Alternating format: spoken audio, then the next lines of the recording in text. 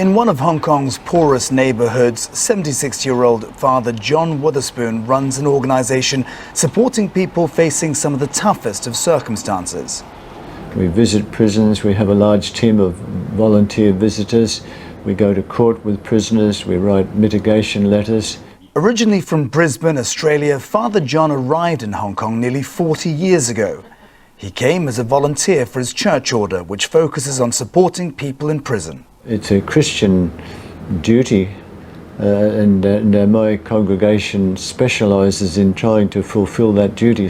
There's a lack of understanding of the backgrounds of most prisoners. Most of them come from broken homes, not much education, bad friends when they were young. I have to get shorts. I don't have any shorts. Among those Father John works with are people that have been caught smuggling drugs into Hong Kong, including some who say they were duped into it. You do not swim. 62-year-old Susan from Denmark is one of them. She didn't give us her full name because her case is still pending. In July, she was caught with 6.5 kilograms of cocaine packaged in cookie and crisp containers at Hong Kong International Airport. She says she was tricked into delivering the drugs here from Ethiopia and that she was caught by surprise when she was arrested. First I think nothing, but after that I think, oh my God, and so I cried. Father John helped get Susan out on bail while she awaits trial. He also supports people who admit they knowingly traffic drugs into Hong Kong, many of them from different parts of Africa. For the past 10 years, he's travelled to several countries in Africa, campaigning to raise awareness about the risks. In Hong Kong, those convicted can be sentenced to life imprisonment and receive a fine of more than $600,000. In about the early 2013 to see a huge number of men from Africa, mainly from Tanzania.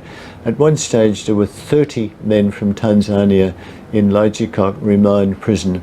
They were arriving one or more a week and arrested at Hong Kong airport for bringing drugs. Most of them had the drugs inside their bodies, and I thought this was crazy, very sad. And I said to them, tell your families, your friends, your media, your churches, your politicians, tell people stop coming. It's a suicide mission. Father John says his campaigning has helped significantly reduce the number of people from Africa arrested for smuggling drugs here in recent years.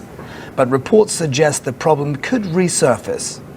According to the 2022 UN World Drugs Report, Africa is emerging as a hub for the transshipment of cocaine in particular. Ethiopia, Nigeria and South Africa were identified as countries where drugs seized in Asia had come from.